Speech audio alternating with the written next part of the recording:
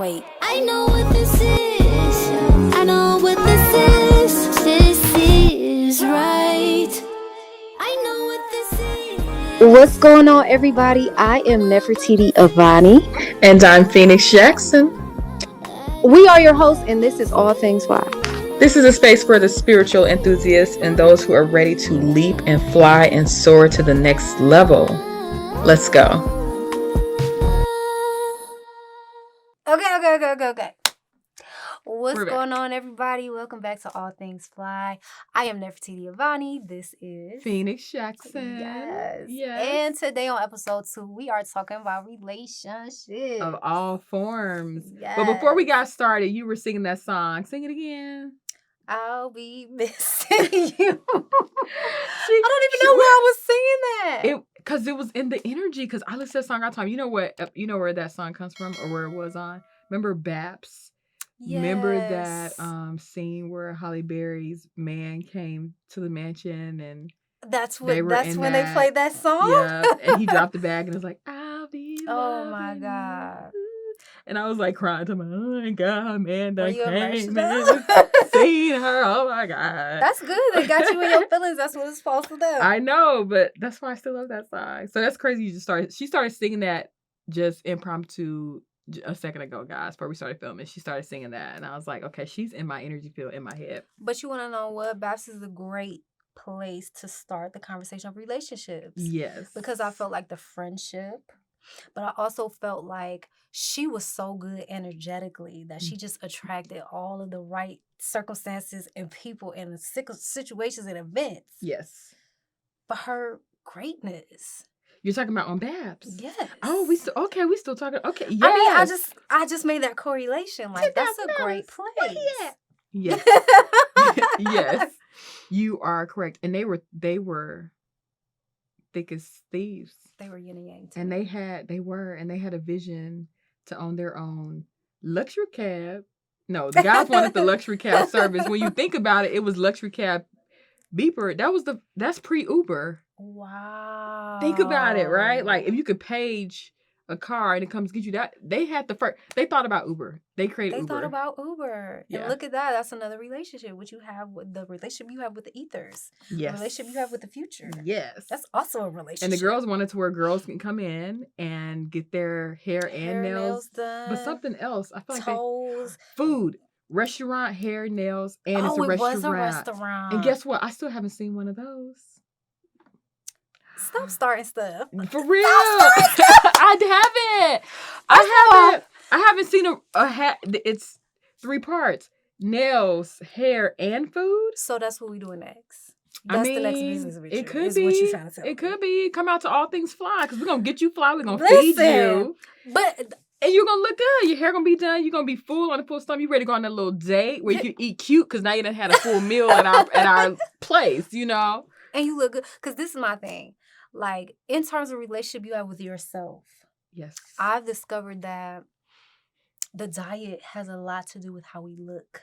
With how well our hair looks. With how well our nails look. With how well our skin looks. So it will make sense to put the eating with the beauty care. Because it's intertwined. And having healthy options. Ain't no fried food up in here, Ain't no fried food. Ain't no pork. None of that, honey. None of that. Like, no soup, I mean, if you want to eat what you want to eat, eat what you want to eat. But when you come to get beautiful, it's healthy. Yes. It's juices. Yes. And it's really, I feel like it really promotes that self-love and that self-care and that self-relationship. Yes. The relationship with yourself, I feel like, should come first and foremost. Yes. Do you know what I mean? Although I don't believe in self-love. Come on. Come on. Because, first of all, the brain being able to emotionally love itself is not really a thing. Love, I believe in its purest form, is created to go outward. I feel like love in its form is created for other things and other humans and other beings and other forms of life, no matter how big or small. And I feel like in our society today, self-love translates over to narcissism, taking selfies. Oh, girl, I'm about to do this, and that, get my nails done, my hair done. We're talking about beauty, right? Mm-hmm. But I feel like in our society, self-love has to do with narcissism and what I look like and and how I treat myself in a sense, but it still leans over into The narcissistic the area. narcissistic sides of it, the egotistical sides of it. Ooh, look at me. Attention, attention, attention. I feel like where we need to get to as far as a relationship with ourselves is not self-love, but self-honor. I feel like we need to learn how to look ourselves in the mirror and say, I honor the body that I chose to come down into this planet. I honor the spirit that I am. I honor my creations. I honor what I know how to do. I honor the fact that there's things that I really know how to do damn well. I honor my talents. I honor my mind and how I think and how I see the world. I honor the fact that I'm uniquely different. There's nearly 8 billion people on this planet, I'm rounding up, and there's nobody on this planet that looks, speaks, thinks like me. Yeah. I love that. That's love goes external. Honor is the deepest level of acceptance of yourself. You honor yourself. And once you honor yourself, can nothing break that relationship with you. You ain't going to start dating somebody and let them abuse you or anything else, because your self-honor is as such to where you married to self. Your relationship to self is high vibrational. Anybody else coming in, they better add to this or don't take away from it. See their goddamn way out. Yeah, even if you can't add to it, you are not taking away from it. Yeah. No, I love that. And I guess I would have to define what I think is love first to start. Yes. And I feel like this is what I was taught by my father. Yes. My father told me this a while ago. I think I had to be like the beginning stages of a teenager. And he was like, love is not an emotion. A lot of people feel like love is an emotion. He was like, but love is the decision that you make to work in one's best interest despite the circumstances. And as I grew older and I became a mother, I became a wife, and I became more conscious of what it means to be a daughter once I had a mother. Yeah. You know what I mean? And I started to realize, I was like, oh, so me waking up at 2:00 in the morning to change this baby's diaper, and she can't pay me for this. She gonna cry. She gonna stank. Yeah. She can't say thank you. Yeah. She can't do any of that. But me getting up to do this for this child, for this helpless being that I brought forth into this planet, that is me choosing love. Forgiveness is choosing love. All these different things. So I was like, okay, it's not the emotion, it's the action. So now... Still you giving to her. You're giving outward. Yes. Selflessly. Yes. So I'm going to add to your point. So I had to start with defining love, though, first. So when I say self-love, remember back in episode 1, I said, I feel like God is all. So God is love. So I feel like when we take the time to comb our hair, look nice, do this and that and the third, I would have to subscribe to narcissism in order to say it's unhealthy. I will say I do believe in imbalance. Right. But I don't believe in something being staying one thing forever. Right. So even though something may be imbalanced, it's an opportunity to bring balance. So I feel like it's even okay for someone to say, oh, this is going to borderline narcissist. Let me pull it to the middle and let me bring it back to, and I feel like loving yourself is loving the other people around you, because when I show up and I look great, I'm influencing other people to love themselves, to take care of themselves, to eat well, to follow their dreams. And you know what I mean? To pursue all of the things that I've been successful in. And I feel like it goes on and on and on. So I feel like it starts internally. I feel like everything is on the inside. And this is all just assimilation. That's how I feel. Yes. And I feel like everything on the outside is going to reflect the inside. Yes. And I feel like it's law of attraction. You know, when I walk into a room, how I feel about myself, the self the self-talk that I've had, how I fed myself, how I clothe myself, how I've set up the people around me. Mm-hmm. If I've done that well, and that's my lifestyle, Yeah. when I walk into the external world, that world has to reflect what I've been doing.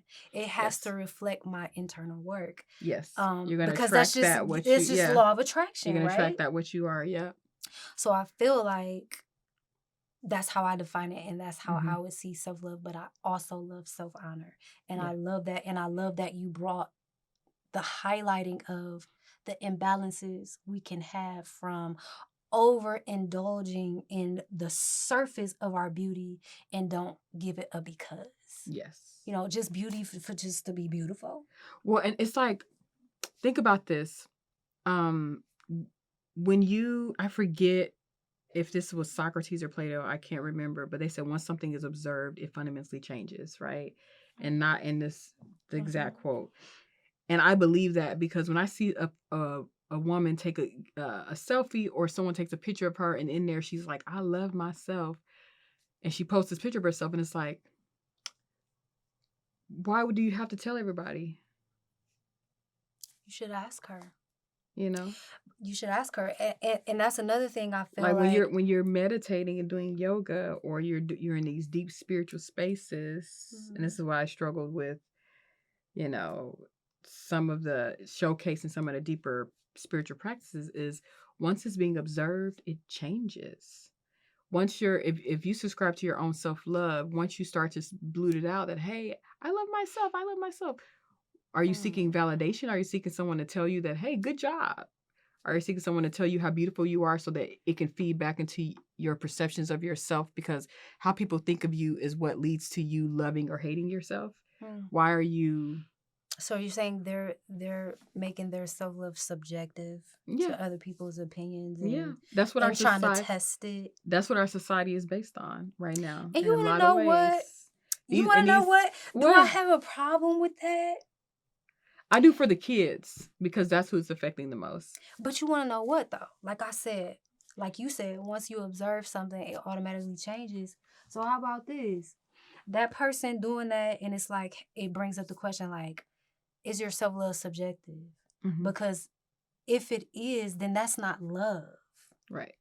That's not what love is. We just said that love is the we just said that love is the decision to work in your best interest despite the circumstances. So that means it's not subjective to circumstances. It's not subjective to judgment. Yes, but 95%. Yeah, no, you're 100% correct. But our culture has bred us to be a certain way, and 95% of the people who are claiming self-love or whatever, they're doing that. It's subjective.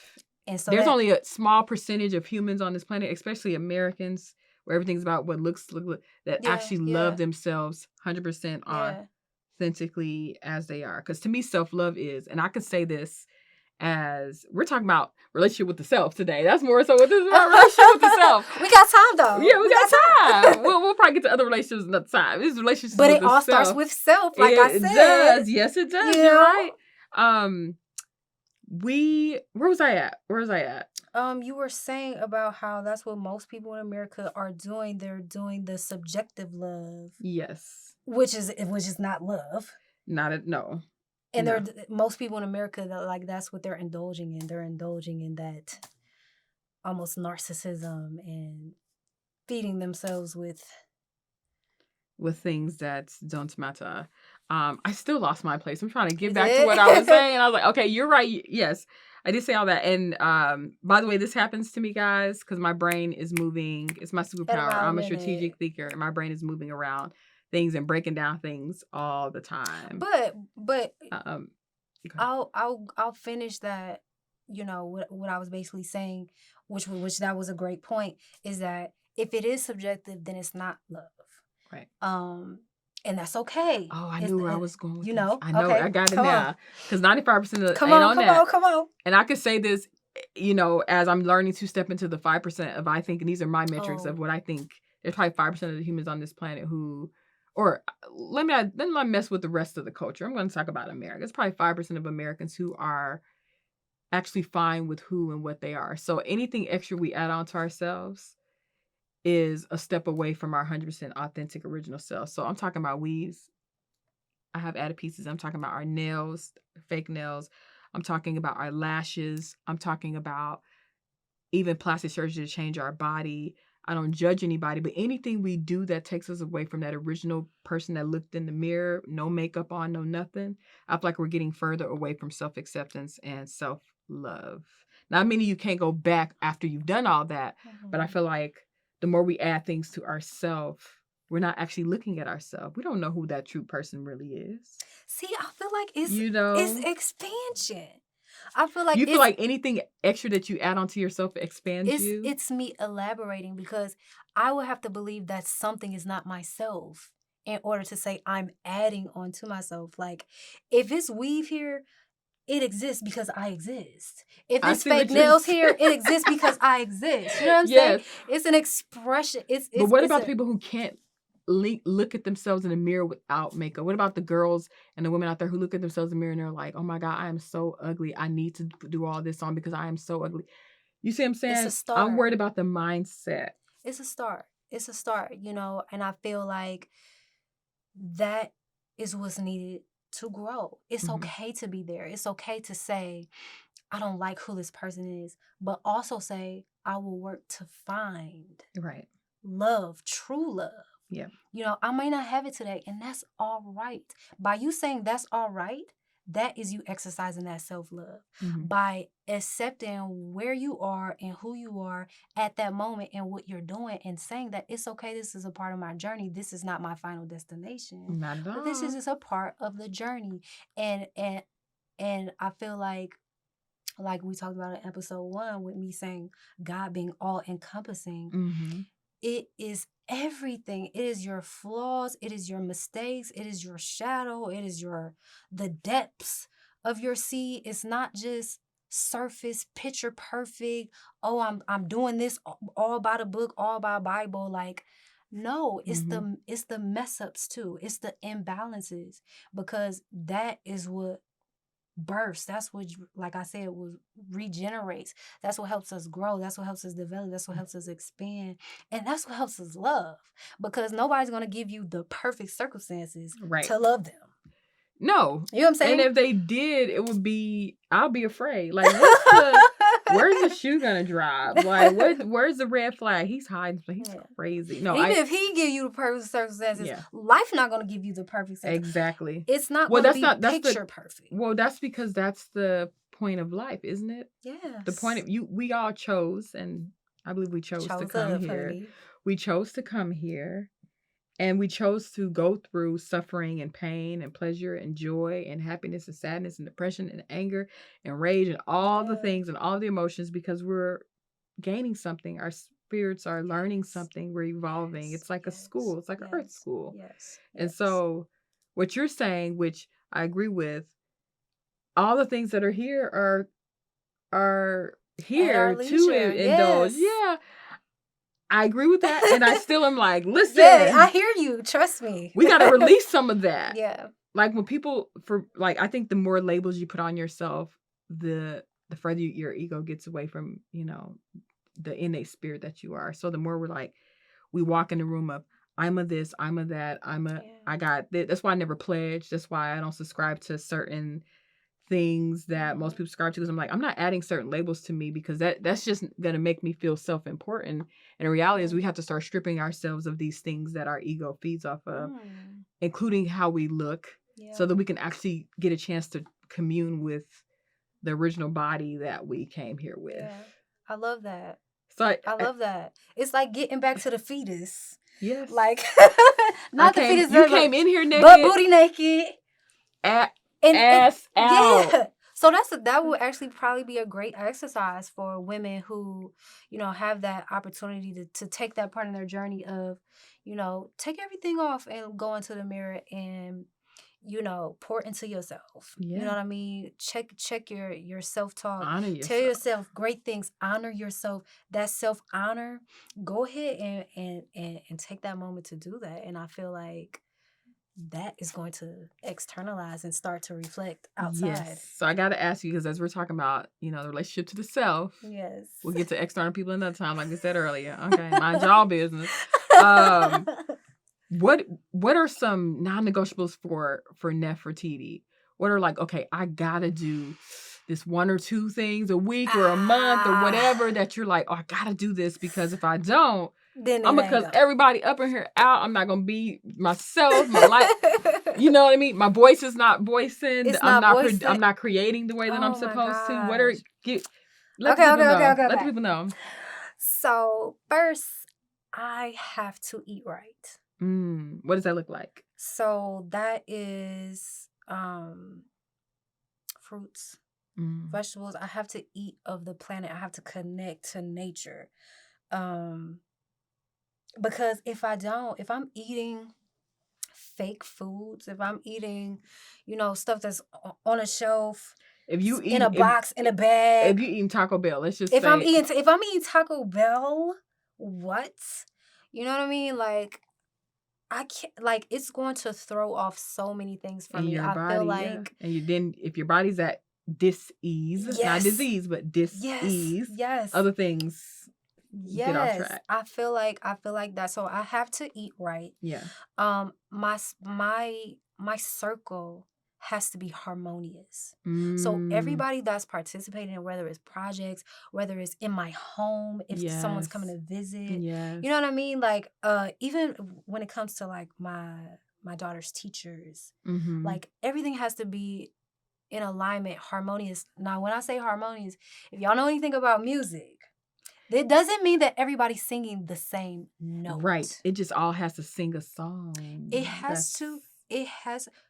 People can sing different notes, but the notes have to be harmonious. They have to sound well together. Yes. So you have your individuality. I have my individuality, but it works. Yes. So I have to have like harmony in my circle. You know That's what? 2. And my third one, I have to create. Yes. So that's a non-negotiable. Harmony in your circle, creating and eating well. Those are your non-negotiables. Yes. If I'm not creating, if I'm not eating well, and there's disharmony in my circle, like somebody getting cut the fuck out. Right. Somebody has to go. Something has changed. Like, it's not going to. Right. This is not working. I love that. What about for you? The harmony piece is deep, because life sometimes get rid of people for us, and then sometimes we have to be forced to get rid of them for our own lessons and journey on how to properly get rid of energies that are not harmonious for us in our time. But one of my non-negotiables is naps. Period. So let me that's a very practical answer. Naps. I'm gonna get my midday naps when I can. But your sleep is deep, how you were telling me. Yeah, I have the most beautiful dreams. It seems like during the day, when the world is moving and energy is moving, I have the most beautiful dreams and peeks into other dimensions. And so I love to dream in the daytime. So that's and I learn a lot of things and pick up a lot of ideas, or I'm like, oh, that's how I'm supposed to fix that. Like, I'll code a solution in my sleep. I remember when we used to code websites back in the day. I was like, there's an issue with this site. I'm putting that to irritate me. Went to sleep, woke up, like took a nap that next day. In that dream, had the dream of the exact coding and solution. And I woke up like, like, come on, I know what it is. And let me just hold on. I have to tell people this because they don't know.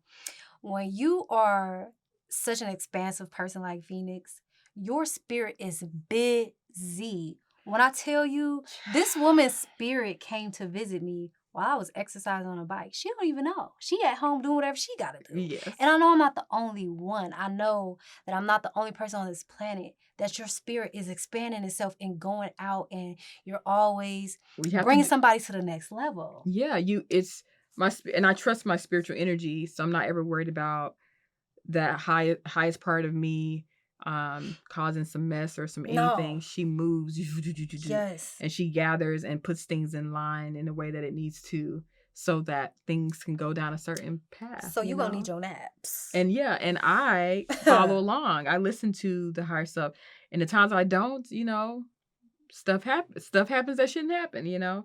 We have to listen to that intuition, and that higher self within us. But okay, so one is Naps. what did I say? One is the naps. Two is man, bathing my home.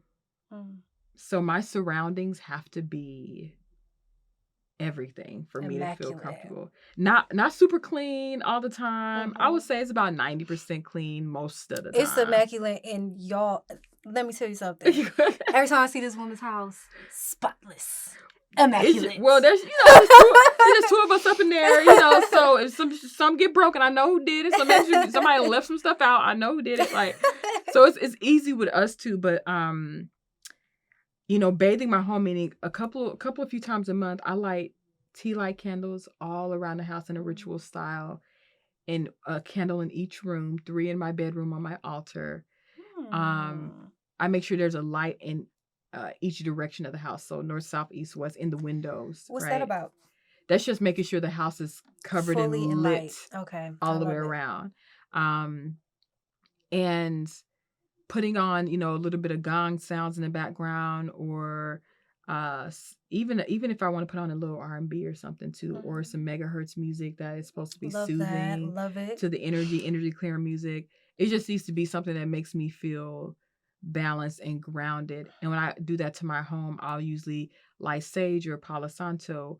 I'll do I get my taller candles and make a prayer about, you know, something that I want to manifest, something I want to come about. And I give the home that light cleanse, and then you turn off all the lights. There's candles lit in every room, and the house just feels. And she loves it. She's just like, "Oh yes, thank you." So you're even connected with the energy of your house. Yes, that's beautiful. Yes, and like the house is just like, let's, you know, this is good. It likes that energy. Love it. And it's what I've always done that in all of my homes, but before I moved into this house, I had a dream that there was going to be negative energy around in certain pockets of the neighborhood that we were So you was taking your nap. Yep. And you had this dream that there was going to be negativity in certain pockets. And in the dream, 5 people were in the front yard in a circle holding hands. I was one of them, and we were praying over the house. And as we prayed in the dream, the house and all of us disappeared. It was still there, but the house was covered at a place that where people walking by, people who had negative energy, they wouldn't even feel the vibration of our home, because this house energy is too high. This house energy is up here. It's almost like this house is not even here. So I had a dream that all that happened. So of course, when I signed and moved into the house, that first day, me and my dad were saging. We did a prayer. We walked around the perimeters of the house. We did every piece of, you know, it's like 10,000 square foot lot. Just we were putting energy around that house, because it was like, that's why you need your naps. What? Because you was at the house before you even got to the house. Yes. Check the house out, girl. Yes. Some negative energy in that house. Not even in the house. It was around the house. The neighbor down there. And then when I moved there, Trump flags.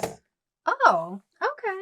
It was Trump flags and stuff. And I was like, that's, you know, and, you know, people who didn't look like me are the predominant in the neighborhood. There's some of us in there, but predominantly is not non-Black. And those Trump flags are now down.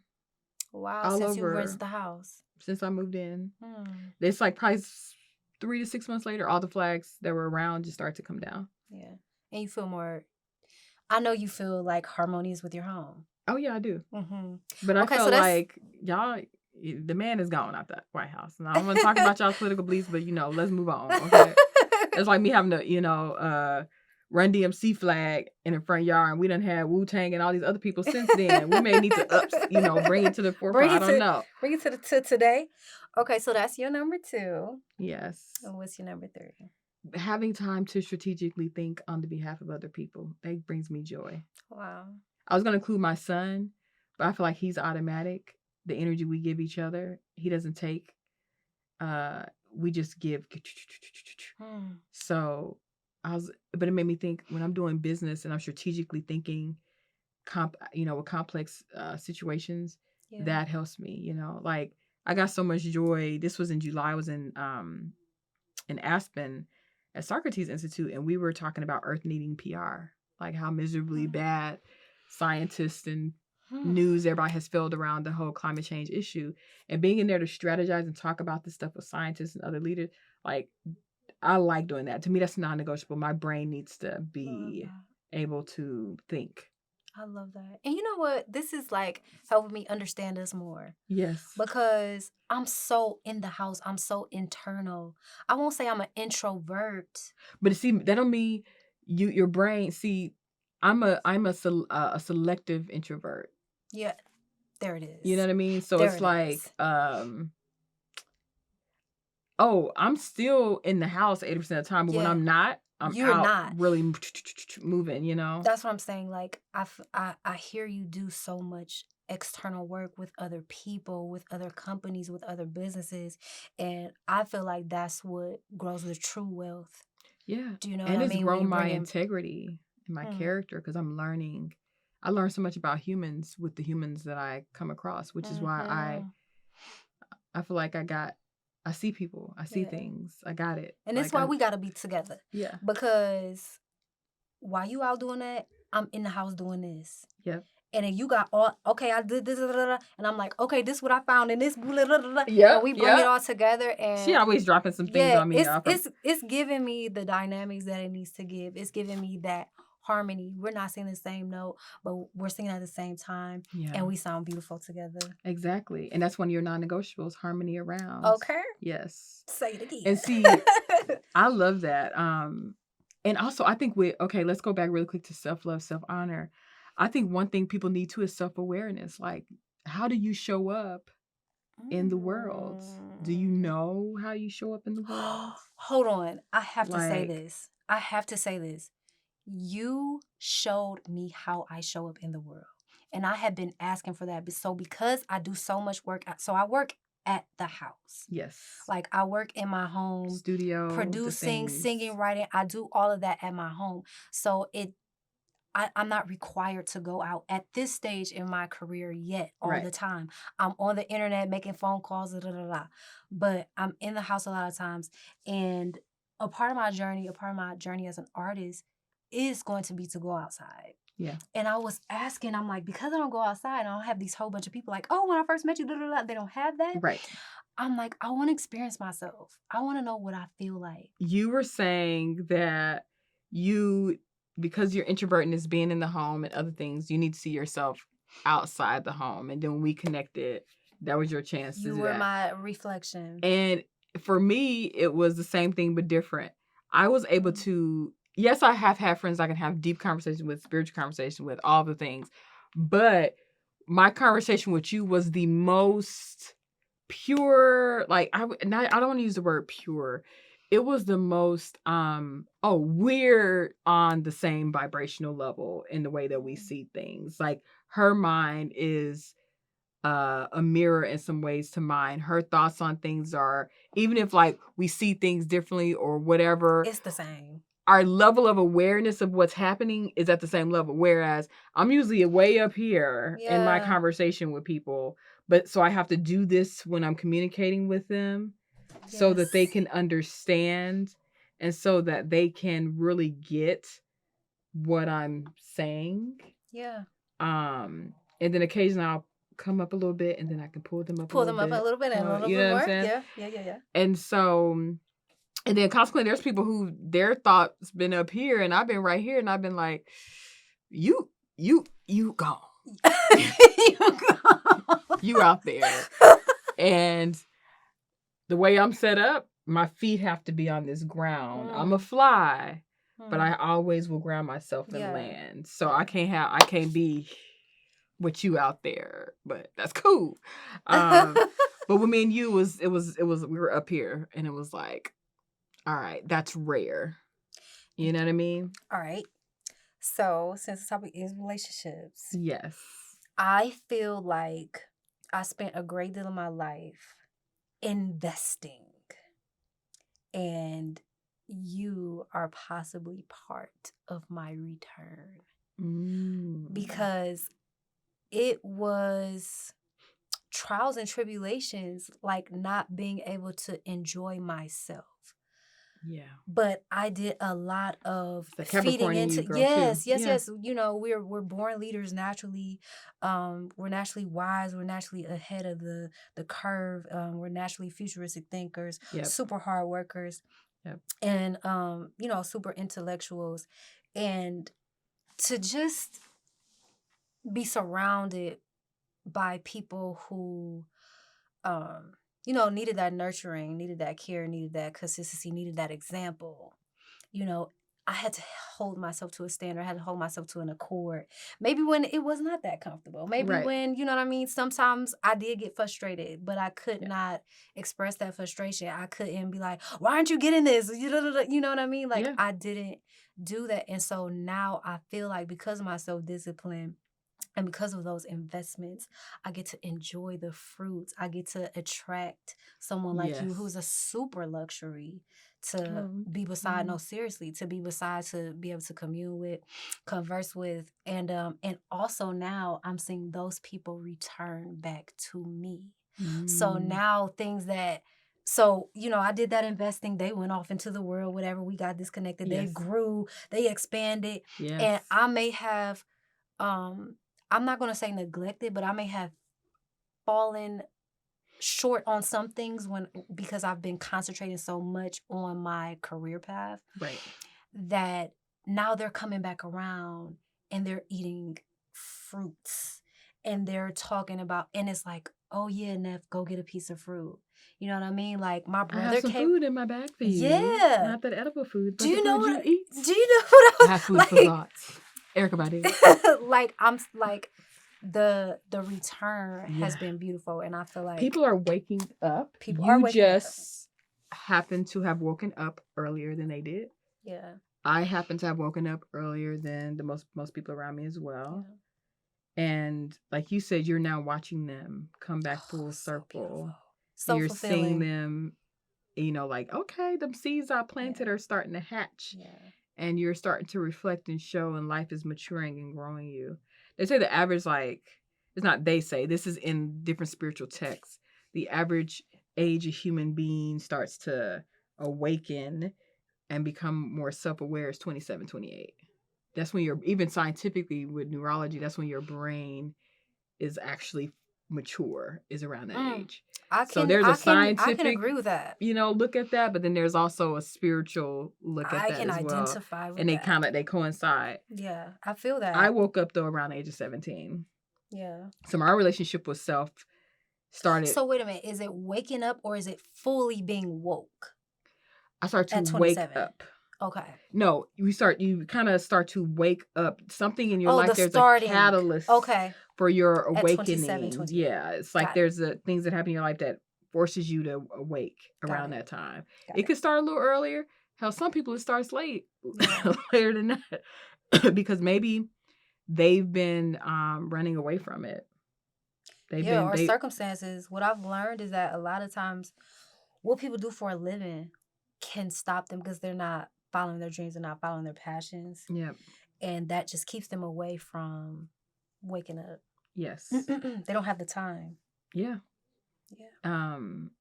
No, you're right. Their consciousness is focused on survival, not thriving. Yes. And the biggest luxury that we all can get if we were ever rich is the luxury of having the time to go within. Because that's what people who are impoverished are robbed of. They're usually robbed of the time, the energy to look into their own feelings. And you want to know what? To honor themselves fully, to look at, that's what to think about who am I and what is my true purpose. So that's what brings that relationship with what you do. Mm-hmm. Your relationship with your survival, your relationship with your career path. Mm-hmm. And I feel like in the urban community, we're not necessarily encouraged to follow our dreams, to encouraged to follow our passions. Right. And I feel like that dims the light. I feel like that is a very toxic relationship. Even if you have to do something else for the time being, I feel like the ultimate goal should still be following your goal, following your passion. And if you don't know your passion, the goal should be finding it. Right. Right. And I feel like it's tough, but I feel like, you know, that self-honoring, Yeah. you know, that time to really go into yourself, and that self-love and that self-care will bring you to, hey, I really enjoy doing this. Right. Then you find it.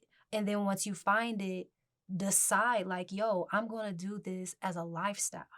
Because when you're not doing that, when you're participating in someone else's, I feel like it's death.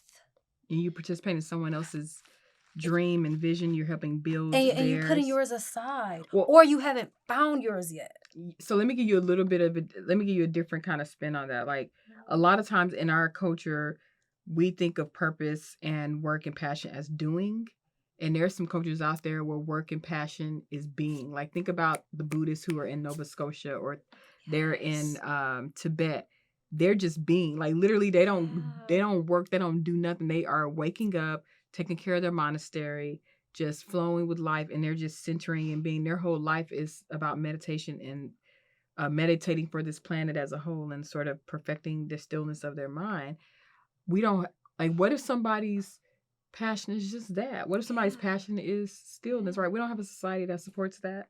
They're gonna be like, he lazy, he don't want to do nothing. And let me tell parents, parents, the relationship you have with your children.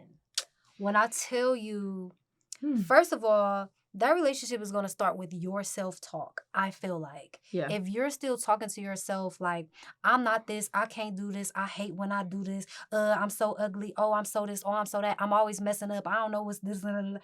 If that's your self-rhetoric, if that's your self-talk, you're not ready for children yet.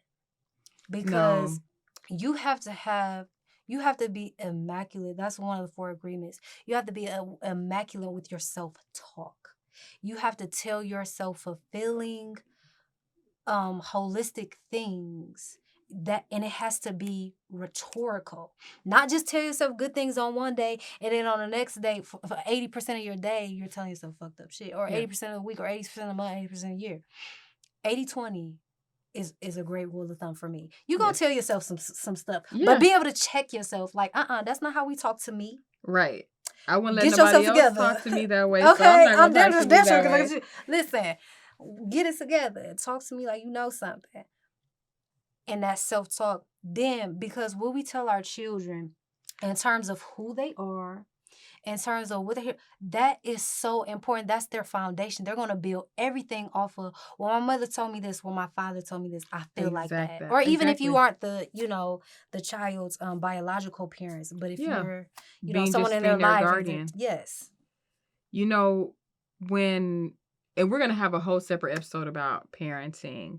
But when I think about, like, just our relationship to ourself again, and everything you said is right on point. You're saying to be a better parent, they actually got to start with having the relationship with self, because they're going to pass whatever those negative self-thoughts on over to the kids and stuff. Yes. And you are absolutely correct. I'm going to keep it real. I don't have no negative self-talk about myself. Yeah. I may say, ooh, I wish my, breast was still popping up out the turtleneck. I wish that my skin was smoother. But I'm not harping on like it takes away from the essence of me, because my body has been through trauma and she's still out here giving what she's giving. My mind is brilliant. I'm not just saying that it sounds narcissistic to say that, but it is. Like, that's my mind is my strongest weapon. Like, it ain't my body. It ain't none of that. I don't leave with nothing. I don't know. It depends on who you ask, Phoenix. Oh, no. She was like, this body go bang, bang, honey. It's giving violence. She's like, you woke up and chose it, honey. But, like, I don't work on my body. I wish I did more of working on it. I went to the gym consistently like 3 weeks in a row. Maybe 2 weeks. I ain't going to give myself 3 weeks. Maybe 2.5 weeks I went. Because that ain't my ministry. Yeah. But this, I got stacks of books. I got a library in the house. My mind being exercised. This is for me, how I self-honor. Yeah.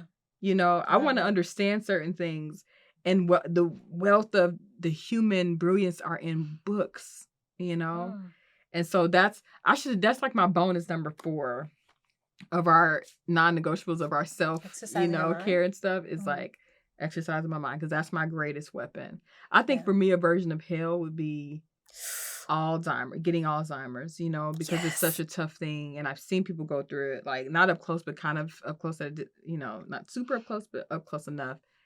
I feel like that would be my version of hell. I feel like The Notebook did that to us. Like it gave us that fear. Well, no, before that I have seen. Really? You had it before? It's the old timers. Like I feel like me forgetting, and I don't even remember what I ate last night. Okay, but long term, the memories of the deeper things of, you mentioned Four Agreements earlier, like me meeting Miguel Ruiz, like the author of that, like me meeting certain celebrities that I've worked with and had these magical moments with. I don't want to miss that, because I feel like that's what's made parts of my life juicy, right? I don't want to. So, and I don't want to miss like my son's, like I still remember him from birth, how he felt all the way up to when I hug him now. I know what that embrace feels like. I don't want to ever forget that, because I feel like that's what those moments made me human on this planet. And, and so eating healthier to feed my body, that feeds my brain, and also staying sharp, reading, exercising my brain. Video game playing is a good way of exercising people's brain. All these young kids we see playing video games, their brains are being fully stimulated. Yeah. That's why they're creating on a mass level right now. A lot of them. Mm-hmm. We got a lot of to happen. You know what? I feel like that's one of my non-negotiables is eating well. Because that was one of my fears. And it was deep. And it was, I feel like it was induced by The Notebook.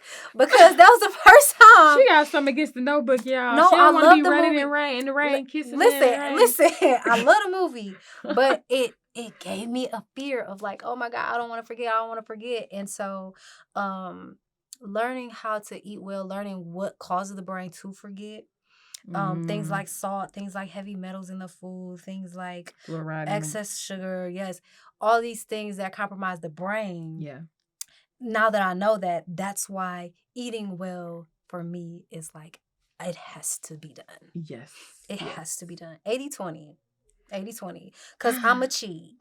I'm a cheat. Okay? That's my relationship with me. And that's me being balanced. Yeah. You know what I mean? Yeah. Like, I'm not striving for perfection. I'm striving because what is that? Yeah. There's like, no such thing. Perfection? I feel like we all are humans on this planet. Like, how you came is perfect. A period. Like, it's already perfect. Whatever you guys like, yeah. Yeah.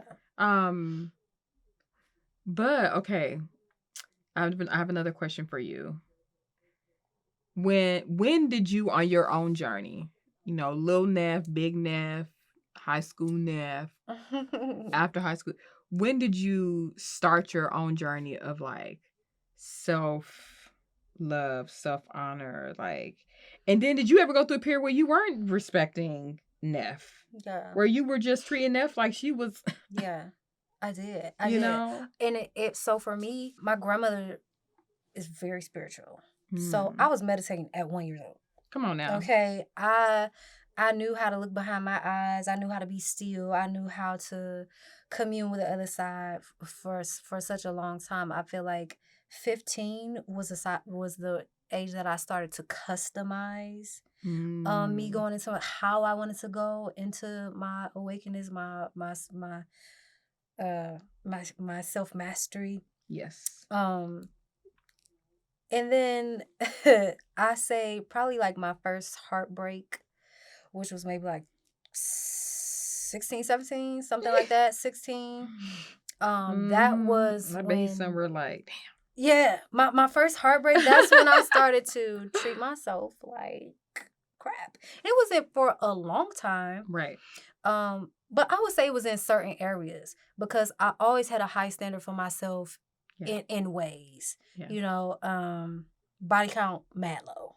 Right. Super, super, super, super low. Listen. People wouldn't think that because I'm so sexual with my expression. My expression is very sexual, but sexual energy to me is creation. It's not. Look at, Beyonce. She has had a very strong sexual expression and she's been with Jay-Z and maybe, I don't know her life, maybe a couple more or something. If Yeah, that. We don't know. But she's been with that man since she was Do you know what I'm 18, saying? 19 years old. Yes. So I understand. Yeah. Yeah, people mistake. They feel like, oh, I see this super sexual woman, so she likes to have sex all the time and she likes to do this and that and have multiple partners. You was like, I'm bluffing, boo. This is a bluff. I just think about it. That's not the only sex. Y'all can play in the sex. I'm the coach. I don't get in the game.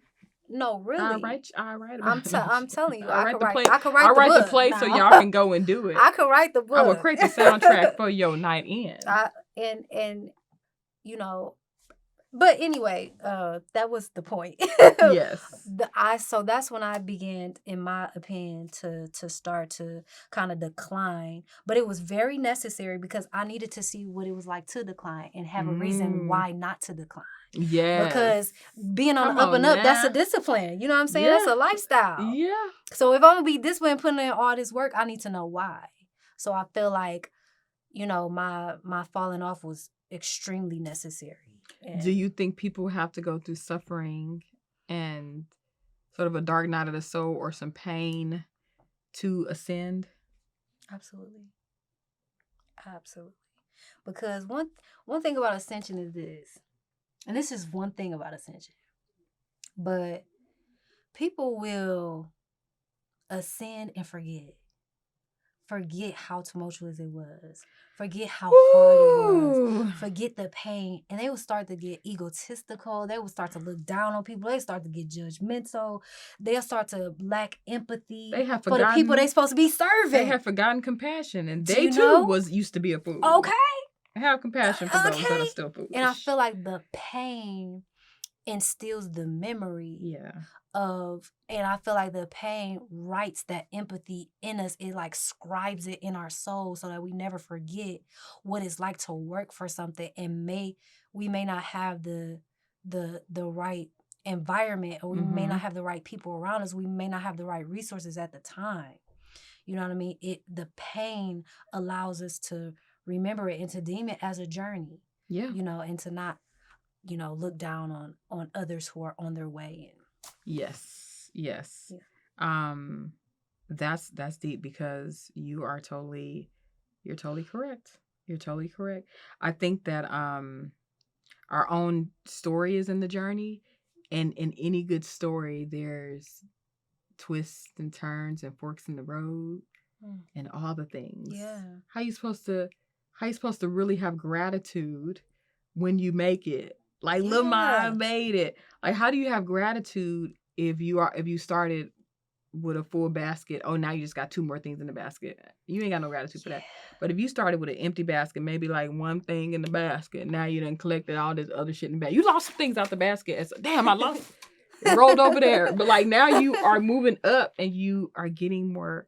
Matter of fact, you got 2 baskets. Oh shit, you got 3 baskets. Somebody come carry some of these damn baskets. That's when you hire help. And people who can carry the baskets. But yeah, how can you have gratitude for that if you forget? Like you said, people forget. What's the point of growing the roses if you can't smell them? If you never take the time to smell them, honey, and honey. I mean, it don't smell like that. But no, I feel like, that pain is essential. Yeah. It's so necessary, and it will make you be like, let me go smell my roses, because it wasn't always roses out there. Listen, and speaking of that, in my own piece of self-honor, I do have a folder in my phone that says flowers. And I go back through there and I have text messages. Love it. And things that people have sent me saying, I read your book, or I did it, or Phoenix. Blah, blah, blah. And so if I'm going through a moment where sometimes we forget who the fuck we are and we need a little quick reminder. And it's like me just checking back in with, you're doing what you're supposed to do. You're on path. You're changing people's lives. You're helping people evolve. And my own personal moniker, I'm helping to mold people to be powerful. I'm doing that every day. So shut up.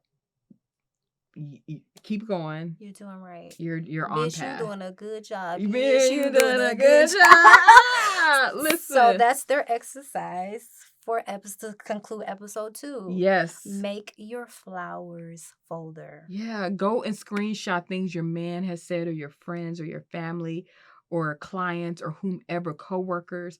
Screenshot those things, or even screenshot the computer screen from an email and save all of that so you can go back and check and see how you've impacted people. Love it. Love it. Y'all, this was a little bit of a longer episode. Thank y'all for being here. I'm Phoenix Jackson, and this is Nefertitti Avani. And you guys are listening to All Things Fly. We will see you next time. Wait. I know what this is. I know